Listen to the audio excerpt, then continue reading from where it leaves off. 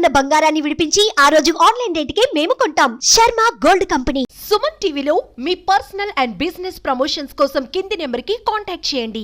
Parliament ఎన్నికల తర్వాత కేంద్ర మంత్రిగా నరేంద్ర మోడీ గారి ప్రభుత్వంలో బాధ్యతలు చేపట్టిన తర్వాత ఒకసారి స్వామివారి ఆశీస్సుల కోసం రావడం జరిగింది. చాలా సంతోషం. ఇటీవల నియమితమైనటువంటి తిరుమల తిరుపతి దేవస్థానానికి సంబంధించినటువంటి బోర్డు మొదటి సమావేశంలో కొన్ని సానుకూలమైనటువంటి అద్భుతమైనటువంటి నిర్ణయాలు తీసుకోవడం జరిగింది. నేను ముఖ్యంగా ఈ నిర్ణయాలు తీసుకున్నందుకు బోర్డు చైర్మన్ గారికి,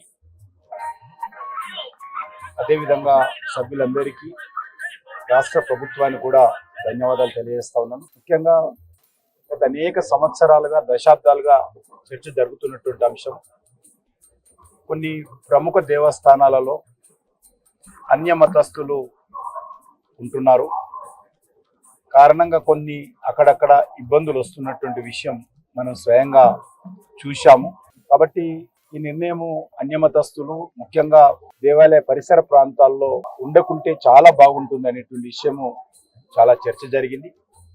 ఈరోజు తిరుమల తిరుపతి దేవస్థానానికి సంబంధించినటువంటి ట్రస్ట్ బోర్డు మొదటి సమావేశంలో అన్యమతస్థులు మరి ఉంటే వాళ్ళను వేరే ప్రాంతానికి పంపిస్తామనేటువంటి నిర్ణయం తీసుకోవడం ఏదైతే ఉన్నదో నేను చాలా సంతోషం వ్యక్తం చేస్తా ఉన్నాను, హర్షం వ్యక్తం చేస్తా ఉన్నాను, స్వాగతం పలుకుతా ఉన్నాను. ఎక్కడైనా సరే ఏ మతమైనప్పటికీ కూడా వారి వారి మత విశ్వాసాలు ఉన్నటువంటి వాళ్ళే ఆ ప్రాంగణంలో పనిచేస్తే బాగుంటుంది అనేది నా అభిప్రాయం.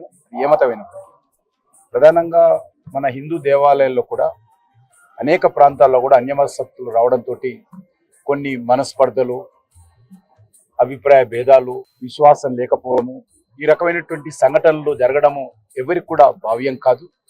కాబట్టి ముఖ్యంగా మన యొక్క హిందూ దేవాలయాలలో ఈ రకమైనటువంటి అన్యమతస్థులు ఉండడంతో అభిప్రాయ భేదాలు రావడము మరి జరుగుతున్నటువంటి విషయం మనకు తెలుసు. దీన్ని సానుకూలంగా నిర్ణయం తీసుకోవడం నేను మనస్ఫూర్తిగా స్వాగతం పలుకుతా ఉన్నాను.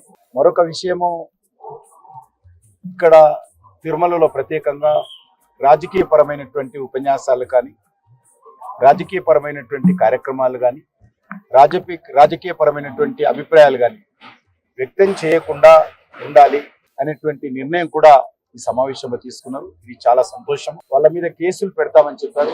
కేసులతో పరిమితం కాకుండా ఆ రకంగా మరి తిరుమలకు వచ్చి ఇక్కడ ఉన్నటువంటి తిరుమల నియమ నిబంధనలకు వ్యతిరేకంగా ఇక్కడ ఆధ్యాత్మిక భావజాలం ఉండేటువంటి ఈ ప్రాంతంలో, కలిగే వైకుంఠంగా పేరు పొందినటువంటి తిరుమల ప్రాంతంలో మరి రాజకీయ పరమైనటువంటి కార్యక్రమాలు కొనసాగించినా, ఉపన్యాసాలు ఇచ్చినా ఆ రకమైనటువంటి వ్యక్తులకు కఠినంగా శిక్ష పడే విధంగా చర్యలు తీసుకోవాలి.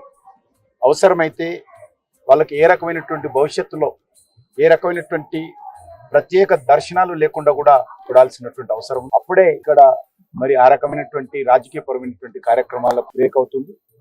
అది కూడా తిరుమల తిరుపతి దేవస్థానం తీసుకోవాల్సిందిగా మనస్ఫూర్తిగా కోరుతా ఉన్నాను. ఇక్కడ ఆధ్యాత్మికమైనటువంటి భావచింతన ఉండాలి, ఆధ్యాత్మికమైనటువంటి కార్యక్రమాలకి ప్రధానం ఉండాలి, అంతే తప్ప తిరుమల రాజకీయాలకు వేదిక కాకూడదని చెప్పి మరి ఏదైతే నిర్ణయం తీసుకున్నారో దాన్ని నేను మనస్ఫూర్తిగా స్వాగతం పలుకుతా ఉన్నాను. అదేవిధంగా మరికొన్ని నిర్ణయాలు కూడా తిరుమలకు సంబంధించినటువంటి నిర్ణయాలు తీసుకున్నారు.